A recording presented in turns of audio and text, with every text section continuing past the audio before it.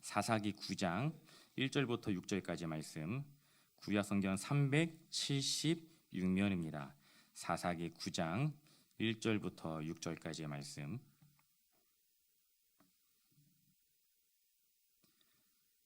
제가 먼저 한 절, 우리 성도님들 한 절, 우리 함께 한 절씩 교독하도록 하겠습니다. 제가 먼저 했습니다. 여룻바알의 아들 아비멜렉이 세겜에 가서 그의 어머니의 형제들에게 이르러 그들과 그의 외조부의 집에 온 가족에게 말하여 이르되, 청하노니 너희는 세겜의 모든 사람들의 귀에 말하라.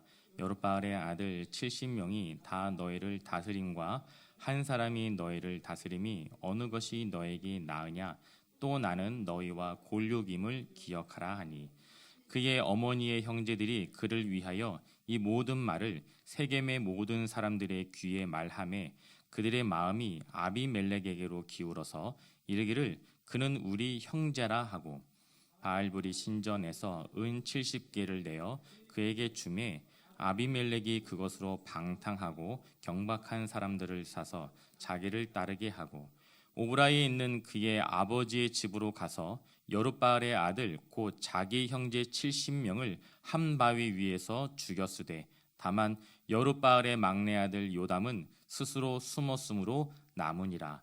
세겜의 모든 사람과 밀로 모든 족속이 모여서 세겜에 있는 상수리 나무 기둥 곁에서 아비멜렉을 왕으로 삼으니라.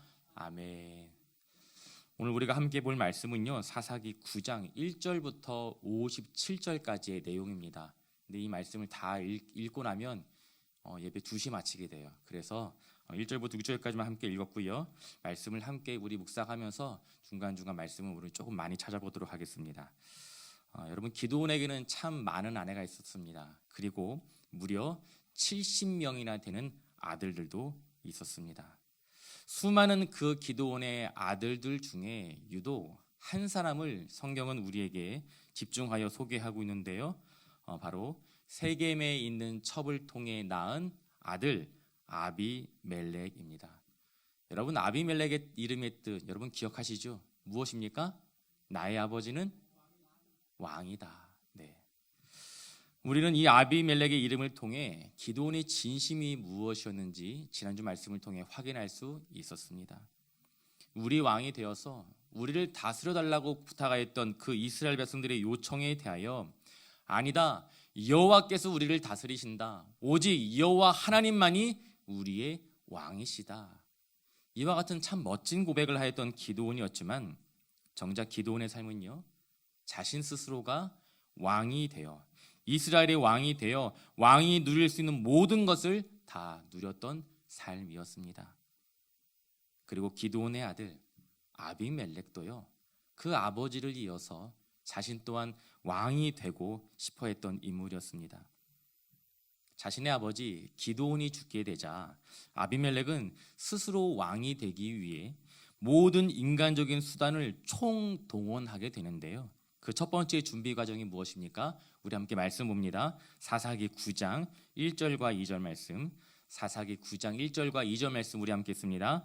여룻바알의 아들 아비멜렉이 세겜에 가서 그의 어머니의 형제에게 이르러 그들과 그의 외조부의 집에 온 가족에게 말하여 이르되, 청하노니 너희는 세겜의 모든 사람들의 귀에 말하라. 여룻바알의 아들 70명이 다 너희를 다스림과 한 사람이 너희를 다스림이 어느 것이 너에게 나으냐? 또 나는 너희와 골육임을 기억하라 하니. 무엇입니까? 자신의 외갓집이라고 이야기할 수 있는 세겜에 방문하여서 세겜의 사람들에게 자신의 혈연임을 강조하여 사람들을 끌어모았고 이렇게 이야기합니다. 기드온의 아들 그 70명의 여러분을 다스리는 것이 옳은 일입니까? 아니면 세겜 출신인 내가 여러분을 다스리는 것이 좋겠습니까? 여러분 생각해 보세요. 그냥 생각 없이 단순하게 생각하면 70명이 한 지역을 통치하는 것보단 그래도 한 명의 왕이 한 지역을 통치하는 것이 뭔가 더 효과적으로 느껴지게 됩니다. 그리고 가능하면 타 지역 출신이 아니라 같은 지역 출신이 이곳에 와서 우리를 다스린다면 조금 더 우리를 이해해 주지 않을까, 그런 막연한 기대감 있지 않습니까? 그런 거 있잖아요.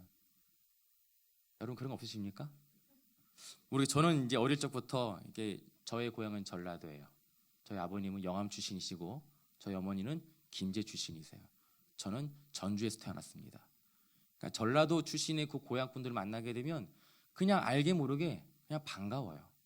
그렇다고 제가 경상도 분들을 적대하는 건 전혀 아니고 오해하지 마시고,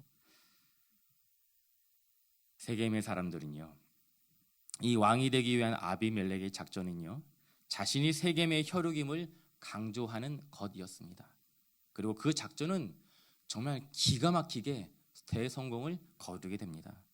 세겜의 사람들은 바알볼이 신전에서 가져온 그 은 70개를 아비멜렉에게 주었고요, 아비멜렉을 지지하고 있음을 공식화하게 됩니다. 세겜 사람들로부터 받은 그 부정한 돈으로 아비멜렉은 자신을 위한 군대를 조직하게 되는데요, 그들은 한결같이 방탕하고 경박한 자들이었다고 성경은 우리에게 소개하고 있습니다. 그리고 그들은요, 돈이면 무엇이든지 다 할 수 있다는 의지를 가지고 있던 자들이었습니다. 그렇게 아비멜렉은 왕이 되기 위해 혈연에 호소하였고 부정한 돈을 얻게 되었고, 그 부정한 돈으로 돈이면 무엇이든 다 할 수 있는 사람들을 끌어모았던 것이지요. 그리고 자신의 정적, 자신의 라이벌이 될 수 있는 모든 존재를 제거하게 되는데요, 그 존재들이 누구입니까? 기드온의 아들 70명, 자신의 이복 형제들을 모두 다 한 곳 한 장소에서 쳐 죽인 것입니다. 자신의 욕망을 이루기 위해 부정한 돈으로 부정한 사람들과 결탁하여서 사랑하는 가족들의 목숨까지 앗아가버린 그 아비멜렉은요, 이제 자신의 뜻대로 왕이 되었습니다. 그리고 그 어느 누구도 대적할 수 없는 존재가 되고 말았던 것입니다. 그런데 기드온의 아들 그 70명이 한 장소에서 아비멜렉에 의해 죽임을 당하게 되는 그 순간 유일하게 한 사람만 살아남게 되는데요, 누구입니까? 기드온의 막내 아들 요담이었습니다. 자신의 형제들이 비참하게 아비멜렉에 의해 사륙당하는 그 현장에서 요담은 가까스로 도망하여 목숨을 구하게 되는데요, 우리가 읽지 않은 본문의 말씀이지만 사사기 9장 7절부터 20절까지의 말씀은 요담이 전하는 한 우화에 대한 이야기, 한 이야기를 통해 하나님의 뜻을 거스르고 이스라엘의 왕이 되어버린 아비멜렉을 향한 하나님의 심판, 그리고 아비멜렉의 최후에 대한 예언의 말씀이 기록되어 있습니다. 요담이 전한 이야기, 그 우화에 대한 이야기는 이와 같아요. 하루는 나무들이요, 자신들을 다스려줄 왕을 찾고 있었습니다. 그래서 네 그루의 나무에게 찾아가 왕이 되어줄 것을 제안하는데요, 첫 번째와 두 번째 그리고 세 번째에 해당하는 나무는 감람나무, 무화과나무, 그리고 포도나무였습니다. 이 세 종류의 나무들의 공통점이 있다면 무엇입니까? 모두 다 열매는 맺는 과실수라는 거예요. 사람들의 삶을 이롭게 하는 그러한 나무들입니다. 다시 말해 나무들의 왕이 될 수 있는 충분한 자격과 조건을 가지고 있는 그런 나무들이었어요. 그러나 감람나무와 무화과나무 그리고 포도나무는요, 모두 자신들의 왕이 되어 달라고 요청하였던 그 요청을 거절하게 됩니다. 이 세 그루의 나무가 왕이 되어달라는 요청을 거절한 이유가 무엇입니까? 자신들에게 주어진 나무로서의 사명, 하나님을 기쁘게 하고 사람들을 기쁘게 하는 것이 자신들에게 주어진 사명이기 때문에 그 소명을 버리고 다른 나무들 위해서 군림하면서 우쭐대는 것은 자신들은 감당할 수 없다고 그렇게 고백합니다. 그런데요, 마지막으로 등장하는 가시나무는 달랐습니다. 우리 본문의 말씀은 사사기 9장 15절 말씀, 사사기 9장 15절 말씀을 우리 함께 읽습니다. 가시나무가 나무들에게 이르되 만일 너희가 참으로 내게 기름을 부어 너희 위에 망으로 삼겠거든 와서 내 그늘에 피하라. 그리하지 아니하면 불이 가시나무에서 나와서 레바논의 백향목을 살을 것이니라 하였느니라. 아멘. 무엇입니까? 가시나무가 스스로 왕이 되겠다고 이야기하는 것입니다. 그리고 마치 자신이 큰 그늘을 제공할 수 있는 것처럼 거짓말까지 합니다. 여러분, 상식적으로 가시나무는 우리에게 큰 그늘을 제공하지 못합니다. 뿐만 아니라 가시나무의 열매는요, 결코 식용으로 사용할 수 없습니다. 그러나 가시나무는 거짓말까지 하면서 스스로 왕이 되고자 합니다. 그리고 가시나무의 잘못은요, 여기서 멈추지 않았습니다. 만약 자신의 말을 거역하게 되면 불사를 것이라고 협박까지 한 것입니다. 여러분, 성경 속에 등장하는 가시나무의 역할이 있다면 그것은 가시면류관이 되어서 예수님을 마지막까지 고통스럽게 한 존재가 바로 가시나무였습니다. 결코 나무들의 왕이 될 수 없는 존재가 가시나무였던 것이지요. 그리고 그 가시나무 같은 존재가 바로 스스로 왕이 되어버린 아비멜렉을 의미하고 있는 것입니다. 요담이 전하는 그 나무 이야기는 아비멜렉의 거짓된 모습에 대한 하나님의 경고의 말씀, 그리고 앞으로 그에게 주어질 하나님의 심판에 대한 이야기로 마무리되어지는데요. 우리 사사기 9장 20절입니다. 사사기 9장 20절 말씀을 함께 읽습니다.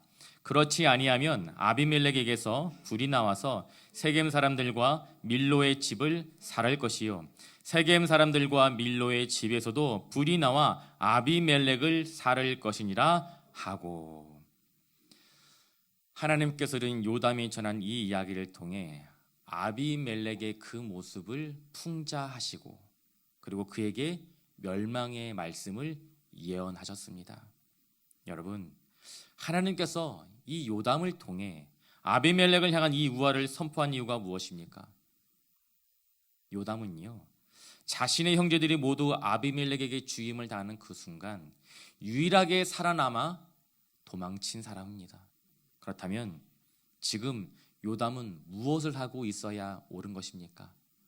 언제 아비멜렉이 자신에게 다가와 자신을 사로잡아 죽일지 모르는 상황 가운데 놓여있는 그 요담은요, 자신을 드러내는 그 자리가 아니라 동굴 속이나 사람들이 거하지 않는 곳에 홀로 숨어 있어야 하는 것이 옳은 일입니다. 그런 상황 가운데 놓인 요담이 그리심산 산꼭대기에서 이와 같은 이야기를 전한 이유가 과연 무엇이겠습니까? 그것은 이것이 교회가 감당해야 하는 사명이기 때문입니다.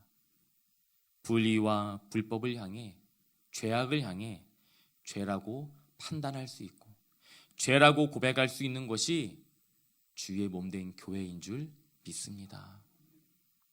적당하게 세상의 편법에 동조하고 오히려 세상보다 못한 모습으로 살아가고 있는 이 땅의 교회와 성도들을 향해 오늘 하나님께서 주시는 말씀이 무엇입니까?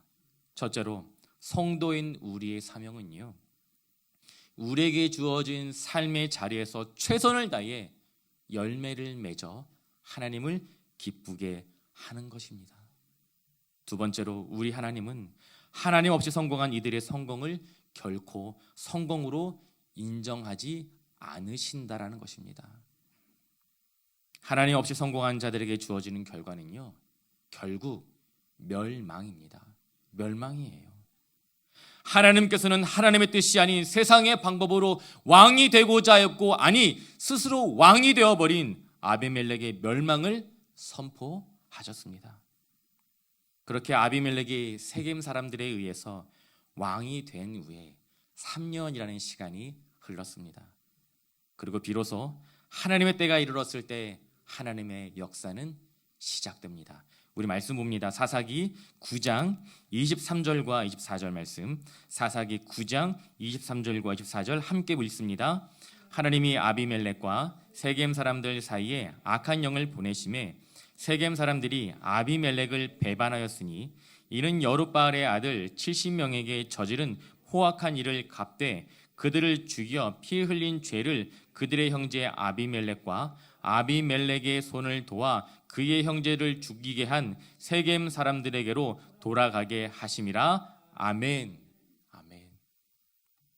우리 하나님은 세상의 죄와 악에 대하여 전혀 관여하지 않으시는 것처럼 때로는 느껴질 때가 있습니다. 그러나 반드시 하나님의 때가 되면, 그 때가 되면 그 때에 맞는 보응을 하시는 분이 우리 하나님이신 줄 믿습니다. 하나님은 스스로 부정한 방법으로 사람들을 사서 자신의 형제들을 죽이고 스스로 왕이 된 아비멜렉의 악행을 결코 잊지 않으셨습니다. 그리고 아비멜렉을 향한 심판을 시작하시는데요, 아비멜렉을 왕으로 추대하였던 세겜 사람들의 불안과 불만은 극에 달하게 됩니다. 그리고 아비멜렉을 왕의 자리에서 끌어내리고 새로운 지도자를 세울 것을 모색하게 되는데요, 그 사람이 오늘 본문 26절에서 소개되어지고 있는 바로 가알이라고 하는 사람입니다. 여러분, 세겜 사람들의 신뢰를 얻게 된 가알은요, 이렇게 고백합니다. 우리 본문의 말씀 아니지만 사사기 9장 28절 말씀, 사사기 9장 28절 우리 함께 읽습니다.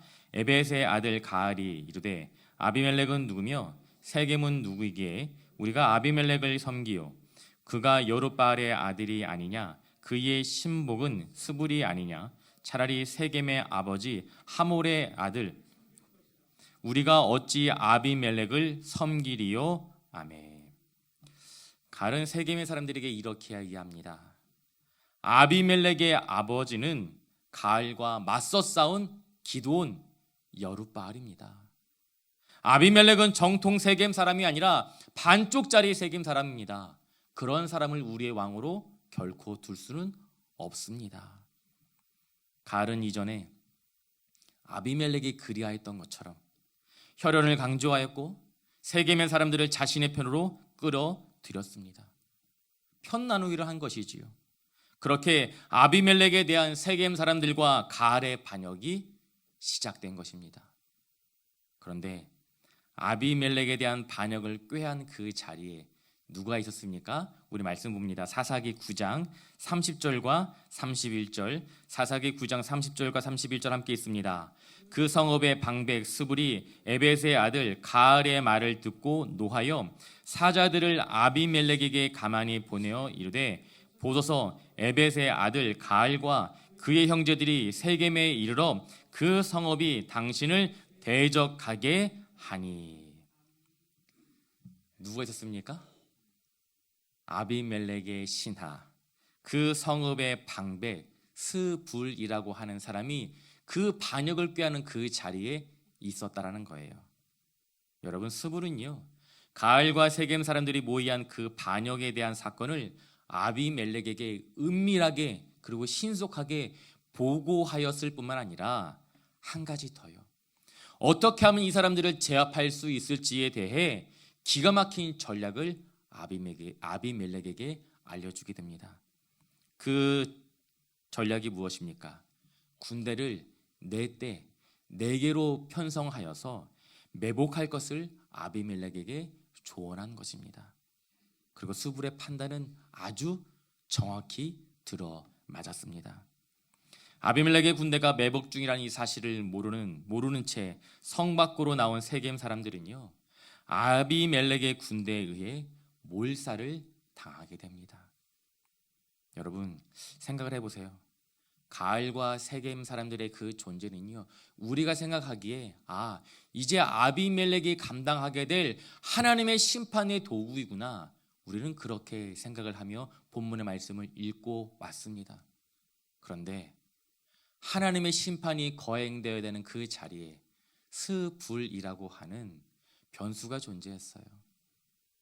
스불의 화력으로 아비멜렉은 큰 위기를 넘기게 된 것입니다. 여러분, 이와 같은 모습 우리가 살아가는 이 땅에서도 종종 보게 돼요.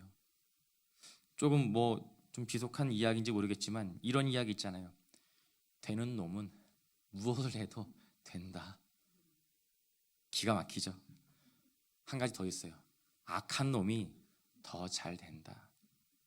여러분, 당연히 처벌을 받아야 하는 그 악인들이 교묘하게 법과 제도를 피해 심판의 자리가 아니라 더 풍요롭고 안정된 삶을 살아가는 것처럼 그렇게 보여지는 시대를 우리는 살아가고 있습니다. 마치 하나님의 공의가 전혀 없는 것처럼 말이지요. 여러분, 그런데 정말 그렇습니까? 정말 하나님의 공의가 없는 것입니까? 여러분, 이것이 끝이 아니라는 것을 기억할 수 있어야 합니다. 그리고 아비멜렉에 대한 이야기 또한 여기서 끝이 아니라는 거예요. 아비멜렉은 남아있는 세겜 성 사람들을 모두 죽이고요, 그곳에 소금을 뿌립니다. 여러분, 소금을 뿌린다는 것은요, 그 땅에 어떠한 생명도 자라지 못하게 했다는 저주의 뜻이 담겨져 있습니다. 무엇입니까? 자신에게 반역한 자들을 모두 다 죽인 것으로 모자라 죽은 자들에게 소금까지 뿌리면서 그들을 저주한 것입니다. 그런데 아비멜렉의 악행은요, 여기서 멈추지 않았습니다. 아비멜렉은 세겜 사람들을 죽이고 그들을 저주하는 것에 만족하지 않고 이제는 데베스 사람들을 마저 죽이려고 합니다. 그렇게 데베스 사람들은요, 폭주해버린 아비멜렉을 피하여서 한 망대 위로 도망을 하게 됩니다. 그리고 아비멜렉은 그 망대를 향해 불을 들고 진격합니다. 그 망대에 불을 놓으려고 했어요. 그런데 여기서 전혀 우리가 예상하지 못하였던 한 장면이 소개되어지는데요, 사사기 9장 53절과 54절입니다. 사사기 9장 53절 54절 함께 읽습니다. 한 여인이 맷돌 윗짝을 아비멜렉의 머리 위에 내려 던져 그의 두개골을 깨뜨리니 아비멜렉이 자기의 무기를 든 청년을 급히 불러 그에게 이르되 너는 칼을 빼어 나를 죽이라. 사람들이 나를 가리켜 이르기를 여자가 그를 죽였다 할까 하노라 하니 그 청년이 그를 찌르매 그가 죽은지라. 아멘. 이성을 잃고 폭주해버린 아비멜렉이 불을 들고 다베스 사람들이 도망하는 그 망대 아래까지 추격해오자 다베스 사람들 중에 어떠한 여인이 그 망대 위에서 가지고 있던, 사실 이것도 이해가 안 돼요. 그 망대 위로 도망가는 그 와중에 그 무거운 맷돌짝은 왜 들고 올라간 것입니까? 그렇지 않습니까? 그런데 그 한 여인이 가지고 있었던 맷돌 윗짝을 아래로 던졌는데 그 자리에서 아비멜렉이 돌에 맞아 쓰러진 것입니다. 여러분, 아비멜렉은요, 전쟁터에서 적군의 칼과 적군이 쓴 그 활에 맞아 쓰러진 것이 아니라 한 여인이 던진 맷돌 윗짝에 맞아 쓰러지고 만 것입니다. 그렇게 한 여인이 던진 돌에 맞아 쓰러진 자신의 모습이 너무나 부끄러운 나머지 아비멜렉은 비참하게 죽음을 맞이하게 된 자신의 모습을 너무나 부끄러워하면서 자신의 옆에 있는 한 소년에게 자신의 칼로 자신을 찔러달라고 부탁을 하게 됩니다. 여러분, 이것이 아비멜렉의 최후입니다. 부정한 방법으로 왕이 된 아비멜렉의 마지막 모습이었습니다. 여러분, 자신의 삶을 부끄러워하지 않는 사람은요, 결국 부끄러운 삶을, 부끄러운 죽음을 맞이할 수밖에 없습니다. 자신을 왕으로 세운 세겜 사람들이 왜 자신을 왕의 자리에서 끌어내리려고 했는지 그 이유를 살피지 못한 아비멜렉은 끝내 자신을 돌이켜보지 못하였습니다. 여러분, 눈앞에 일어나는 사건들을 통해 하나님의 뜻을 바라보지 못하고 하나님의 뜻을 구하지 못하고 하나님의 말씀을 통해 자신을 비추는 거울로 삼는 자들은요, 그 자신뿐만 아니라 그와 함께한 사람들을 생명의 길로 인도하게 됩니다. 다시 한 번 더요. 눈앞에서 일어나는 사건들을 통해 하나님의 뜻을 구하고 하나님의 말씀을 통해 자신을 비추는 그 거울을 삼는 사람들은요, 자신뿐만 아니라 자신과 함께한 사람들을 생명의 길로 인도할 수 있게 됩니다. 그러나 이와는 반대로 눈앞에 놓여있는 사건, 자신에게 닥친 그 불행과 그 문제를 통하여서 자신을 돌아보기는커녕 자신의 감정을 드러내고 쏟아내는 그 일에 급급한 사람들은요, 자신뿐만 아니라 자신과 함께하였던 그 사람들까지도 파멸로 이끌고 간다는 사실을 기억할 수 있기를 간절히 소망합니다. 우리 이어서 사사기 9장 56절과 57절 우리 마지막으로 함께 읽습니다. 사사기 9장 56절과 57절 함께 읽습니다. 아비멜렉이 그의 형제 70명을 죽여 자기 아버지에게 행한 악행을 하나님이 이같이 갚으셨고 또 세겜 사람들의 모든 악행을 하나님이 그들의 머리에 갚으셨으니 여룻바알의 아들 요담의 저주가 그들에게 응하니라. 아멘. 아멘. 사랑하는 성도 여러분, 우리 하나님은 공의로우신 분이십니다. 믿으십니까? 아비멜렉은 스스로 왕이 되기 위해 온갖 인간적인 부정한 방법들을 모두 다 동원하였고 뿐만 아니라 자신의 형제들 70명까지 죽인 악을 행하였던 사람이었습니다. 그리고 그 결과 마땅히 하나님의 공의로운 심판의 대상이 되고 말았습니다. 우리 하나님은 죄악에 대해 반드시 칼을 꺼내어 드시는 분이십니다. 그리고 하나님을 두려워하는 것이야말로 이 마지막 때에 반드시 요구되어지는 성도의 모습인 줄 믿습니다. 악을 행하는 아비멜렉에게는 그를 돕는 자 스불이 있었습니다.